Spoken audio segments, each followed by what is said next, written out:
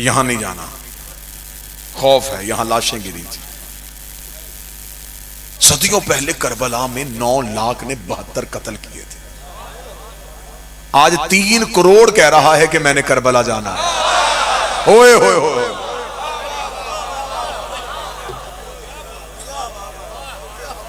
ये सदा तशरीफ फरमा है। मेरी दुआ है कि मेरा मालिक किसी भी साइल को रुके ना, जिसे हुसैन ने बुला लिया वो जरूर जाएगा। यहां तो अब तो सिर्फ चंद साजिशें और चंद धमकियां दी गई हैं ना। जब बाजू कट रहे थे, जब हाथ कट रहे थे, लोग तो तब भी करबला जा रहे थे। जब मतवक्कल का दौर आया था और उसने कहा था कि अगर क्या है, लोग क्यों करबला की तरफ जाते हैं। यह अब्बासी बादशाह था, यह बहुत मलऊन था, जालिम था।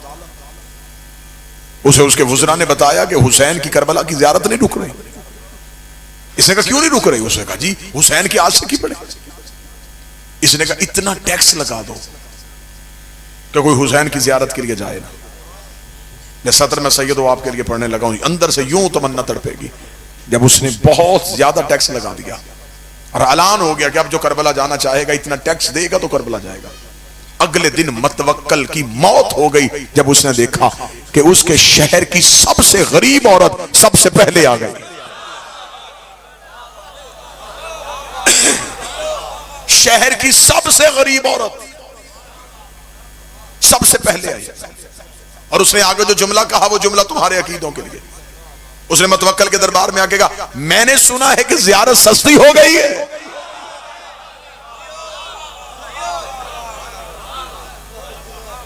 उसने कहा बुढ़िया टैक्स लग गया है। उसने यूं ही जल्दी से चादर का पल्लू खोला, खोल के यूं दिनार निकाले, ये पकड़, जाऊं? यूं गिरते हुए दिनार देके मतवक्कल ने कहा तू तो बहुत ज़ईफा गरीब है, तेरा तो कमाने वाला भी कोई नहीं, कहां से लेके आई है? उसने कहा जिसने बुलाया है उसने दिए।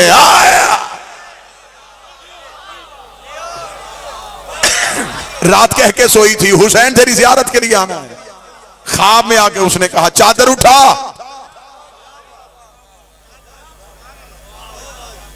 जिसने बुलाया उसने दिए, पकड़, अब जाऊं? इसे का रुक, अभी करबला नहीं जाना।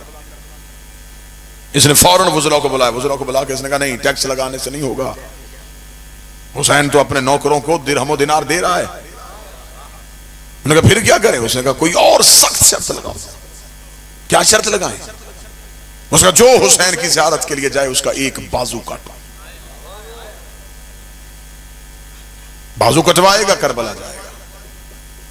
अगले दिन जब साइलों के दरबार में आने का वक्त हुआ, क्या मतवक्कल साइलों को सुनेगा तो वो ही बुढ़िया। अब देखिएगा, जुमला सुनिएगा, अकीदत देखिएगा। वो ही बुढ़िया अपना दायां हाथ सर पे रख के मतवक्कल के दरबार में। मतवक्कल ने कहा बुढ़िया अब क्यों आई है? उसने कहा मैंने सुना है ज़ियारत मुफ्त हो गई है।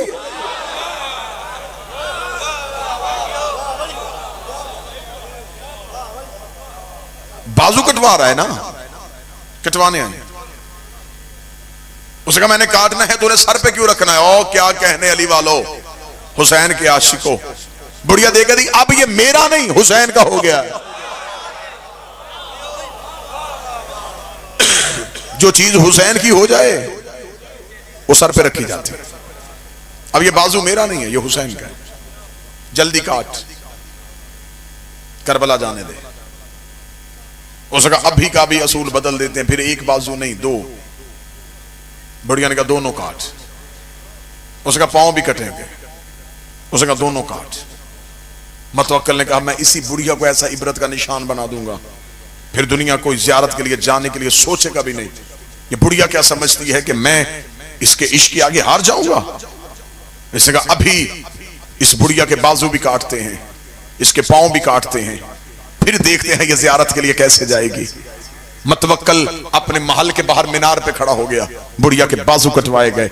बुढ़िया के पांव कटवाए गए। खुद महल के मीनार पे खड़ा मंजर देख रहा था और उसने अपने सिपाहियों से कहा, धक्का दो बुढ़िया को दरबार से बाहर, अब मैं देखूंगा कटे हुए हाथों से, कटे हुए पांव से चलेगी कैसे, उठेगी कैसे, जाएगी कैसे। जो ही सिपाहियों ने लहू से भरी बुढ़िया को यूं दरबार से बाहर धक्का दिया, मैं तवक्कल मीनार पे देख रहा था, अभी धक्का देके अभी बुढ़िया जमीन पे गिरी नहीं, या एक घोड़े सवार आया, उसने हाथ से बुढ़िया को उठाया, अपने घोड़े के ऊपर बिठाया। बुढ़िया ने जाते जाते मतवक्कल की तरफ देखा, शुक्रिया, पहले चल के जाना था, अब वो लेने आ गए।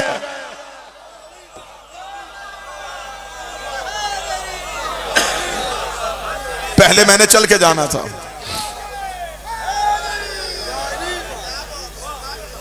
मैंने चल के जाना था, अब वो लेने के लिए आ गए। तेरा शुक्रिया, मैंने तो चलना था। तारीख गवाह है कि जब बॉर्डर सील किया गया था कि जो भी काफिला आएगा एक कत्ल करवाएगा और बाकी जाएंगे। बादशाहत की आंखें तब फट गई जब कत्ल होने वालों की लाइन लंबी थी, ज़ियारत में जाने वालों की लाइन थोड़ी थी।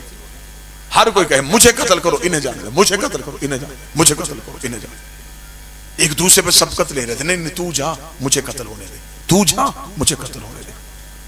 आखिर बादशाह ने तंग आके कत्ल होने वालों से आके पूछा, उन्होंने कहा तुम्हें जिंदगी से मोहब्बत नहीं, कत्ल हो गए इन्हें क्यों भेज रहे? उन्होंने जो जवाब दिया वो जवाब भी शिया कौम का अकीदा था। उन्होंने कहा हम इसलिए कत्ल हो रहे हैं, इन्होंने जाके हुसैन की कब्र चूमनी है, हमने कत्ल हो गए हुसैन के कदम चूमने।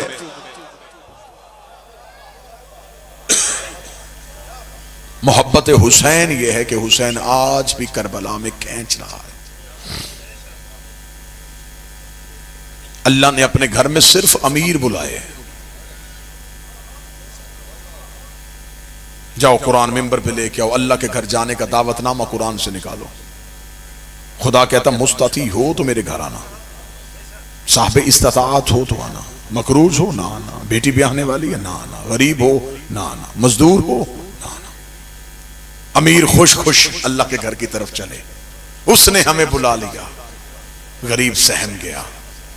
उसने भी मालदारों को बुलाया, तो अब गरीब कहां जाए? गरीब सहमा हुआ था। या करबला से हुसैन के करम ने अंगड़ाई ली। हुसैन को तू गरीब है, कर्जा लेके करबला वापस हुसैन करेगा।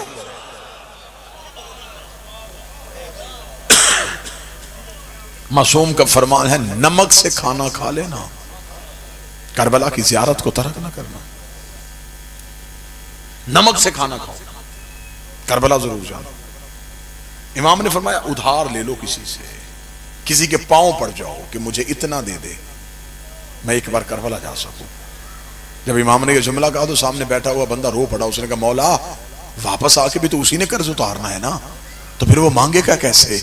इमाम ने तड़प के कहा जो उसका कर्जा नहीं रखता वो तुम्हारा रखेगा। लेना तुमने है, वापस हुसैन ने करना है।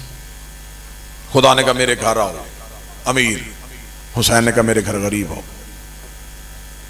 खुदा ने कहा मेरे घर आओ मैं पिछले गुनाह माफ करूंगा। हुसैन ने कहा मेरे घर आओ मैं अगले गुनाह भी माफ करूंगा। जाओ जाके उलमा के सरों पे कुरान रख के पूछो, अल्लाह के घर जाओ तो खुदा ने शर्तें रखी हैं। लिबास एक पहनवाऊंगा, सर मुंडवाऊंगा, खुले मैदान में सुलवाऊंगा, पहाड़ियों के दरमियान दौड़ाऊंगा, अपने घर के साथ चक्कर लगवाऊंगा। कभी कहूंगा पत्थर चूमो, कभी कहूंगा पत्थर मारो, कभी कहूंगा जागो। जब एहराम बांध लोगे फिर मेरी शर्तें हैं, तिनका नहीं तोड़ सकते, मच्छर नहीं मार सकते, झूठ नहीं बोल सकते, गीबत नहीं सुन सकते, वरना एहराम बातिल हो जाएगा। इतनी सारे काम तुमने करने हैं, फैसला फिर मैंने करना है कि मैंने हज कबूल करना है कि नहीं करना, हज रखना है कि नहीं रखना। क्या कहने हुसैन तेरे करम के। हुसैन ने कहा तू सिर्फ नीयत कर, कबूल पहले करूंगा सफर बाद में करवा। हुसैन ने कहा तू सिर्फ नीयत कर के मैं करबला आना चाहता हूं, तू नीयत कर। हुसैन कहते हैं मैं तुझे पहले गुनाहों से माफ करूंगा। अब सत्र सुनिए। एक बंदे ने इमाम से पूछा, उसने कहा मौला हर अमल करने के बाद कबूल होता है, नमाज पहले पढ़ो बाद में कबूल, रोजा पहले रखो बाद में को। खुदा ने कोई अमल पहले कबूलियत में नहीं लाया, पहले अमल करो फिर कबूल होगा। ये करबला की वाहद ज़ियारत है, ये कबूल पहले अमल बाद में। इरफान वाले बंदे सतर सुनना, पूरी जिंदगी सतर का नशा रखना। इमाम ने फरमाया वाहद कायनात में हुसैन की जर्री है जिसे हाथ लगाने से पहले बदन का मासूम होना जरूरी है।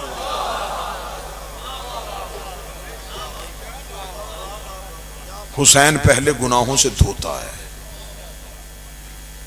फिर अपने शहर बुलाता है। फिर हुसैन जब जर्री पे लेके जाता है तो हुसैन ऐसे कर देता है जैसे अभी मां के शिकम से बाहर आया।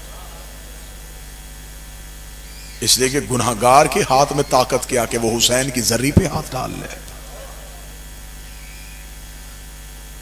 मौला हुसैन कहते कि हम पहले उसे गुनाहों से साफ कर देते। ईरान का रहने वाला शख्स था, ज़ियारात की किताबों में यह वाक़या आम मिलता है। ईरान का रहने वाला शख्स था, इतना करबला आया, इतना करबला आया कि फिर उसका करबला के बाद दिल ना लगा। ईरान से अपना सारा कुछ बेच के करबला ही आ गया।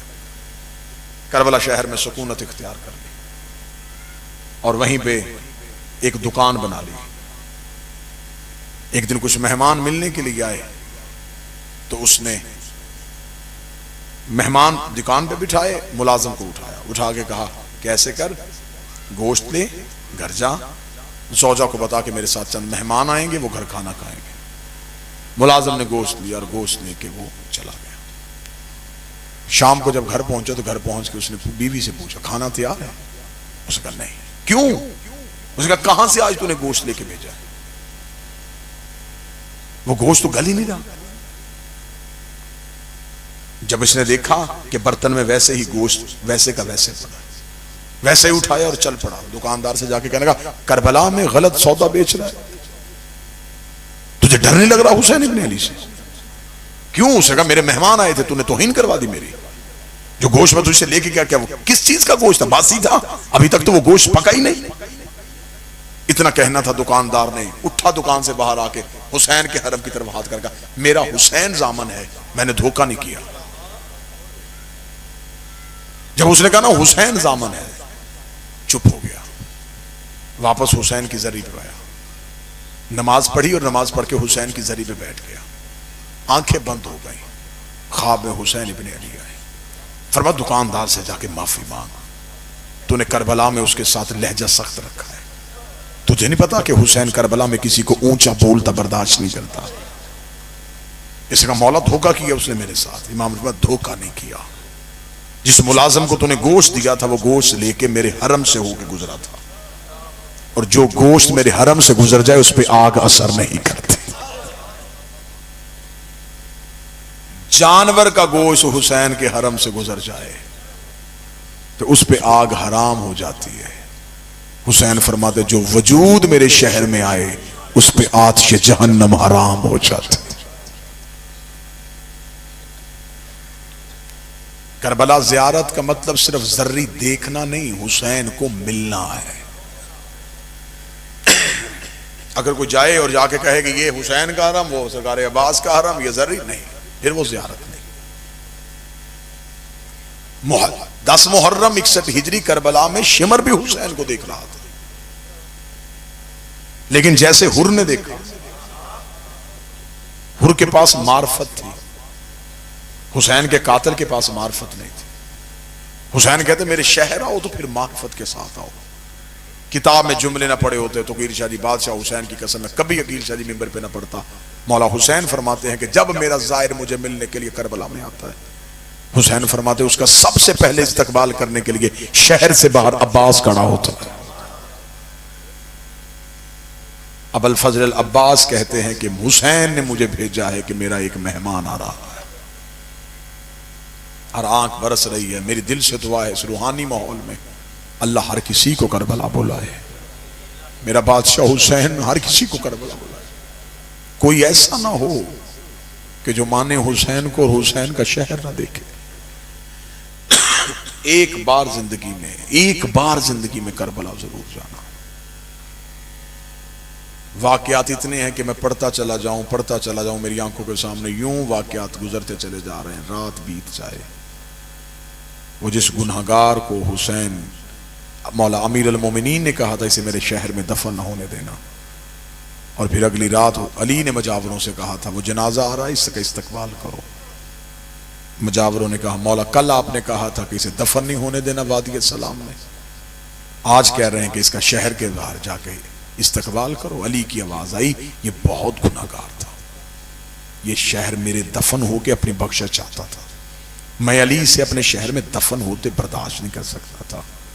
तो मौला मरने के बाद क्या नेकी की इसने जो आपने माफ कर दिया? फरमाया मरने के बाद नेकी नहीं की, सिर्फ ये हुआ कि जब इसके वर्षा इसका जनाजा लेके नजफ की तरफ आ रहे थे तो रास्ते में तूफान आ गया, करबला की मट्टी इसके कफन पे पड़ गई।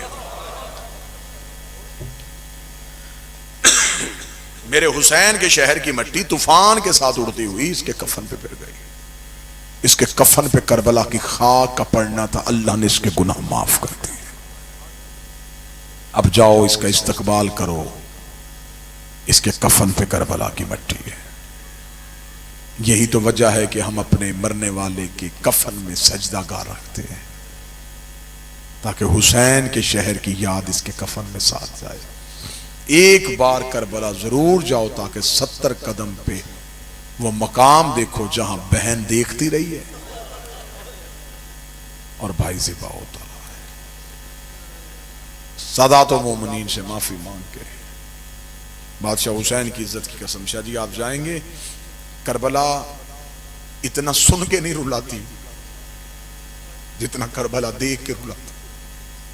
सारी जिंदगी भी जाकरों से करबला सुनो, वैसे नहीं तड़पोगे, जब जाके देखोगे ना फिर तड़पोगे। अभी तक बहुत से गोशे हैं जो पढ़े ही नहीं गए।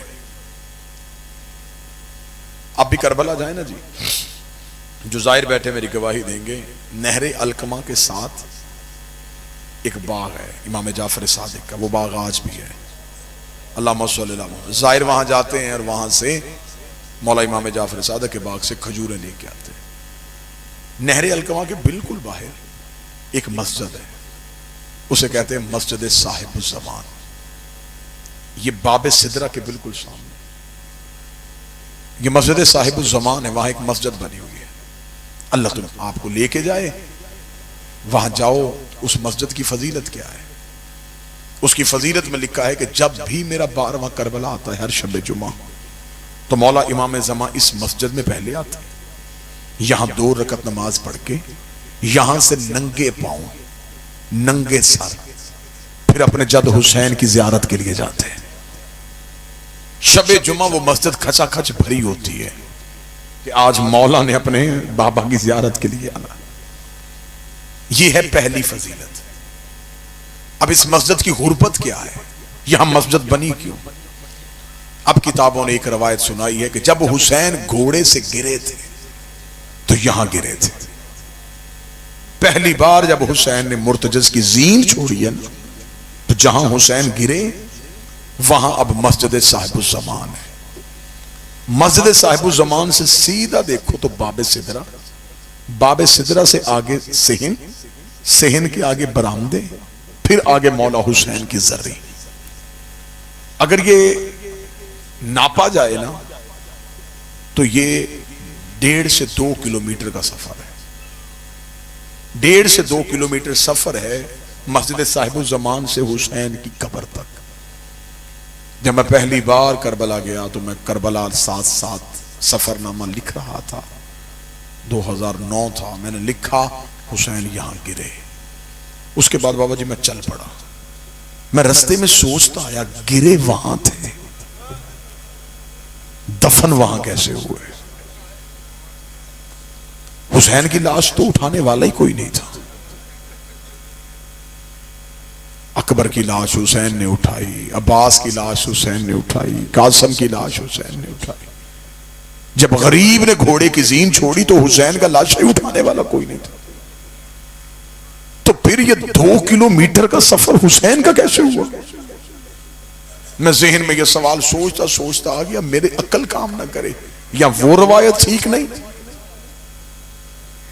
अगर जरी ये है हुसैन की तो गिरे वहां कैसे? यही सोचता सोचता मैं इमाम के हरम में दाखिल हो गया। मगरबैन की नमाज का वक्त था, मुझे आज तक याद है। नमाज मगरबैन मैंने जमात के साथ अदा की। अदा करने के बाद मैं हुसैन की जरी पे गया। मैंने जरी पे जाकर रो के यही सवाल किया, मौला गिरे आप वहां थे, दफन यहां किसने किया? रोता रोता मैं जितनी देर जरी में रहा, मैं बाहर निकल आया। बाहर आया तो एक स्याह इमामे में आलिम दीन जियारत पढ़ रहे थे। मैं उनके करीब खड़ा हो गया, मैं रो रहा था। उन्होंने जियारत की किताब बंद की। मैंने उनसे पूछा, आप उर्दू सुन लेते हैं? उसने कहा, मेरा ताल्लुक हिंदुस्तान से है। मैंने कहा, मैं पाकिस्तान का ज़ाहिर हूं, एक रवायत की तस्दीक चाहता हूं। उसे कहा, पूछ। मैंने कहा, वो जो मस्जिद साहिब जमान बनी है, ये रवायत ठीक है? हुसैन वहां गिरे थे? उसने कहा, बिल्कुल ठीक है। बाबा जी, मैंने कहा, अगर गिरे वहां थे, दफन यहां कैसे हुए? ये मिंबर है, शाम का वक्त है, मुझे हुसैन की कसम, उस आलिम दीन के यूं बेला आंसू दाढ़ी में है। उसने इमामा उतारा, मेरा हाथ पकड़ा, बिल्कुल हुसैन की जरी के सामने जाकर कहा, मुझे कब्र हुसैन की कसम है, पूछ तूने लिया है तो मैं बता देता हूं, हुसैन गिरे वहां थे। यहां तक हुसैन चल के नहीं आया, शेमर ने हुसैन की जुल्फों पे हाथ डाला। हुसैन को लेके आया हुसैन की बहन के खैमे के सामने। इसने ऊंची आवाज से कहा, इसकी बहन का खैमा कहां? जहां डीला ज़ैनबिया है, यहां से ज़ैनब उठी, आवाज आई, जुल्फों से हाथ निकाल। जिन जुल्फों में